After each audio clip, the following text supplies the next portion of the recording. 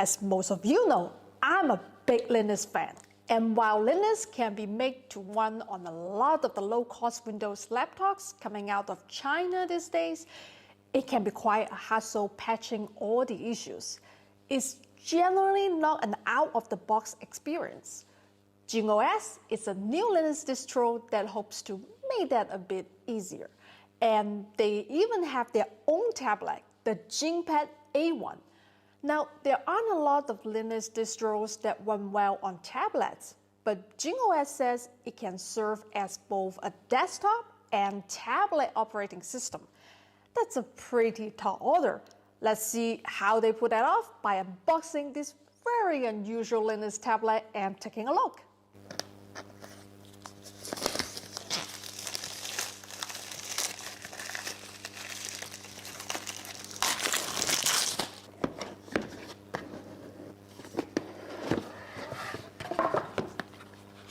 Wow, it has a very nice leather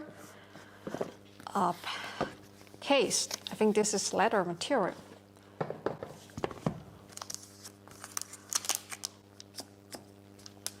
This is the stylus.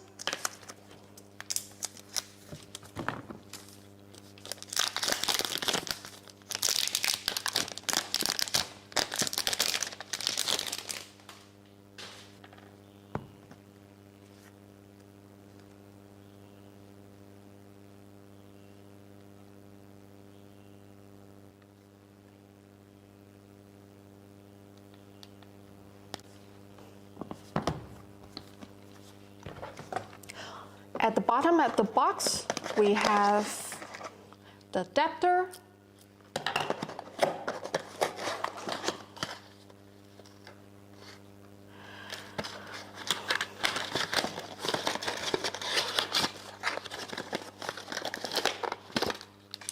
USB cable,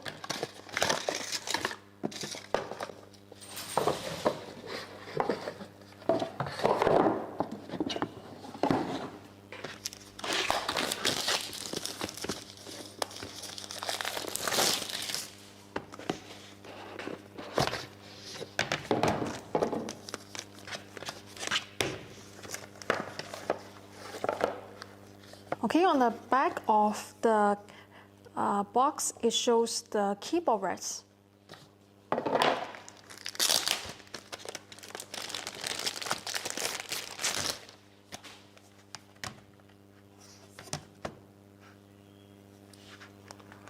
Hold the bottom right corner. Hold the bottom right corner of the tablet and use gentle force to take it off. So I can just snap this on here.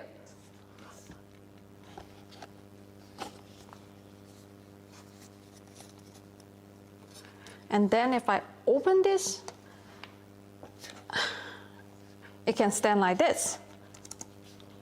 The JingPad A1 is an ARM-based tablet that has an 11-inch 2K AM OLED display with a 4:3 aspect ratio. It comes with a trackpad keyboard and a stylus. I personally prefer a 4:3 aspect ratio, but if you mostly use your tablet for watching movies, you might want something wider. Although, why you need a Linux tablet to watch movies on, I'm not quite sure. The JingPad A1 is just 6.7 millimeters thick and weighs under 500 grams. It has an 8,000 mAh battery, which they say will last up to 10 hours. I'm not going to read off the processor specs.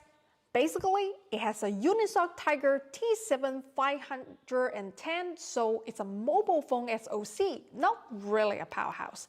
As always, I don't get hung up on specs because they often don't reflect usability, and I'm not editing 4K video on devices like this. Okay, let's take a look at their settings. I already connected to the Wi-Fi, and let's go to display and brightness. Okay, now it's the brightest. You can adjust the brightness by swiping it to the left and to the right to max it out.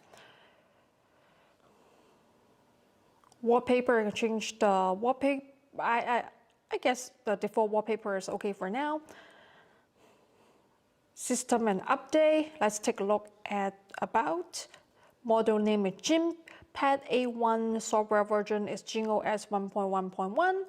RAM 8 GB, internal storage 256 GB. The kernel version, it's a long number. I'm not gonna read that off. But if you are not up to date, you can check your software update over here. So common version 1.1.1 found updatable package before updating. Please make sure device is charged. During the updating process, please connect to the internet throughout. I'm gonna update later. There are updatable packages, good to know. And my tablet is in English right now. You can also switch it to Chinese. So far it's pretty responsive. And the trackpad, checking speed. This is the default setting. Okay, let's quick out and let's take a look at their pre-instruction apps. They have their media player, files, calculator, photos, voice memo, and Chromium. Let's go into Chromium. Okay, let's go into their store and take a look. So jingos.com is their website. In here you can see there are some brief introduction of the product. But very responsive. The UI seems okay. Okay, let's go into GIMP and try their stylus. You can, of course, install GIMP in the command by using the command line, but you can also go into their store. So in there, because it comes with the stylus, so there are lots of programs for designers or painter to use. Blender, GIMP, and other programs. So in their store, there are different catalogs for you to choose. You don't need to type in command line. You can come here to get it. If you want to download a video player, you can get the VLC here. So let's try to use their stylus to do something. Let's go into GIMP.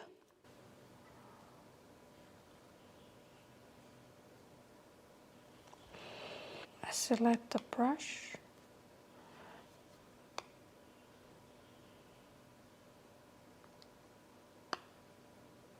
So I'm just applying pressure gently, and now I'm going to push a little bit harder. It doesn't really, the line's thickness is the same, so the pressure sensitivity is not working, I guess. Let me ask them. So I just talked to them. They said the pressure sensitivity is not working yet. They're still working on it. Probably soon they're going to release a new software that is compatible with the hardware. But right now, apparently, it does nothing. All right, let's quick out and do something else. I'd just like to thank my sponsor, JLC. As most of you know, I showed off their PCB manufacturing services in the past. They pretty much keep the lights on around here. So as always, when you support them, you support me. These days, I work with JLC on their commercial 3D printing services. If you need 3D printing with much higher quality or higher quantities than home 3D printing can provide, try JLC. If you'd like to buy a small sample for evaluation, there is this cute little figurine of me in their store that costs just a few dollars with shipping to most places. It's very, very strong. You can get two and try and break one if you want to test it. I have a video coming up where I will compare the strength of home FDM prints with the output of their big commercial 3D printers. That should be interesting. Okay, let's go into Inkscape and try to make a pair of earrings.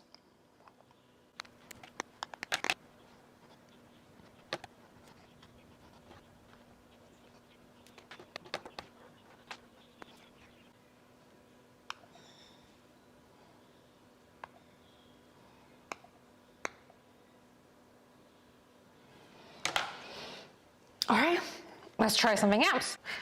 Let's at least check out neofish, okay?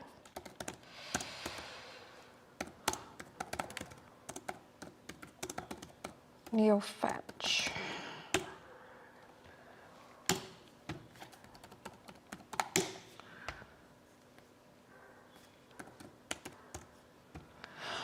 Okay, now as you can see, we have 178 tasks. Load average is 10.69. Okay, you can see what's running right now, background.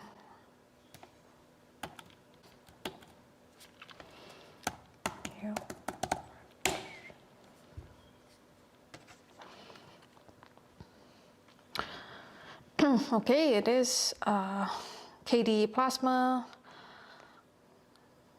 JingOS, ARC64 kernel is running this, uptime 20 minutes. Okay, enough of that. Voice memos, let's try that.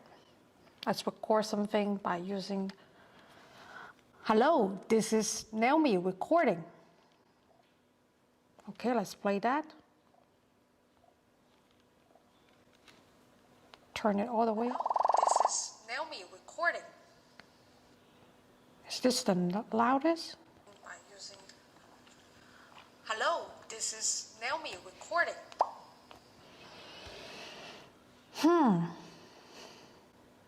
Let's take a look at the camera.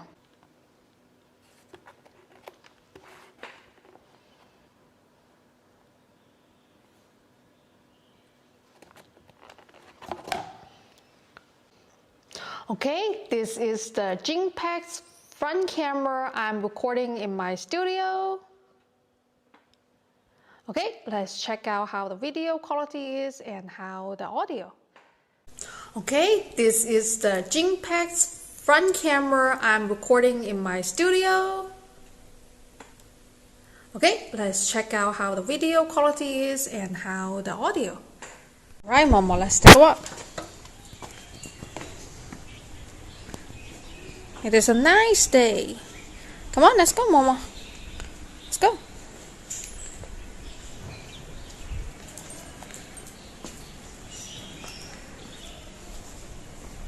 Hello.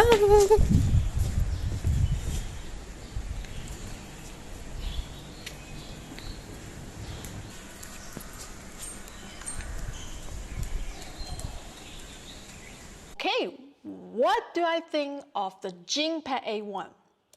Well, I spent about a day using it. It does exactly what it says it does. It's a tablet that runs Linux. It has a very nice user experience, at least as far as the home screen goes. But past that, we run into problems. The main Linux use case for tablets and pressure-sensitive stylus would be GIMP. But the pressure-sensitive stylus doesn't work in GIMP or in any other application yet. I have some big plans for stuff I wanted to try and demo for you with the JingPad, editing some simple video, making graphics in Inkscape, and laser engraving them using a Lightburn, showing off a whole Linux-only toolchain. After an hour or so of fiddling around with each different thing, trying to make it work, I have to give up and move on.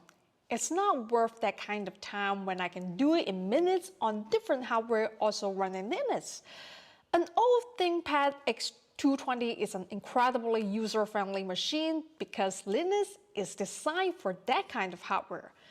The problem is most Linux apps aren't designed for tablets and aren't very useful on tablets. So this is just not a very useful form factor, at least not yet. Outside of the desktop, the screen resolution in each app is so high, the menus are microscopic. This can be fine-tuned a little in each app, but it's still pretty rough going, and even with my small fingers, far from user-friendly. The scaling of most software I installed from the library was pretty terrible, with nothing built into the OS to unify better scaling across all the apps. Yes, that can be done at the command line level, but that sort of defeats the purpose of all this. You can still do tab-like basis, surf, send emails, take and watch video, but using apps outside that range is really tough going. This isn't the fault of JingOS exactly, but it is a problem in this space. Companies make hardware that will basically boot to some flavor of Linux, lists of capabilities of that hardware, and wait for someone else, perhaps you, the user, to make software that actually makes those features work. When most companies sell hardware with a stylus that support 4096 pressure levels, you reasonably expect that it comes with an app that supports that. In Linux land, it's reasonable and expected for that to mean 4096 pressure levels after you code support for it yourself or wait for someone else to. And I just don't have time for that, not with so many usable tablet solutions out there for the things I need to do. GIMP, Inkscape, and Lightburn, and all the other apps I might want to use on a tablet may one day have tablet-friendly versions of their UI, but they don't now. There are Ultra Mini PCs, you've seen me demo that, will run Linux just fine if it's portability you need. I use one to run one of my CNC machines and it works great. Tablet computers need applications with user interfaces designed for tablets. No, you can't fudge it with a desktop app. At the moment, very few Linux apps offer that tablet experience and are going to be useful on the JingPad. They say that full support for Android apps will be coming in March 2022. To be honest, I don't see a whole ecosystem of tablet-friendly Linux apps emerging by then to go with it. And it does not sound like improving screen scaling is a big priority. I could see this making sense if it was primarily an Android tablet with the ability to run Linux apps, not the other way around. But as it stands, unless you are a Linux developer deploying some kind of custom enterprise solution that needs to run on Linux, or just a really hardcore Linux kid who enjoys solving problems with unusual hardware, I just don't see this being the right device for most people. That said, it's an honest product. It does what it says, and the build quality is very high. If all you need is a tablet that runs Linux and can take it from there, it may very well be perfect for you. That's it for today. Please remember to repost my video and put in a good word for me. I know how I look can be pretty off-putting in a tech channel, so I appreciate all of you who have given me a chance to prove myself and stuck around. Until next time, if I can do it, anyone can do it.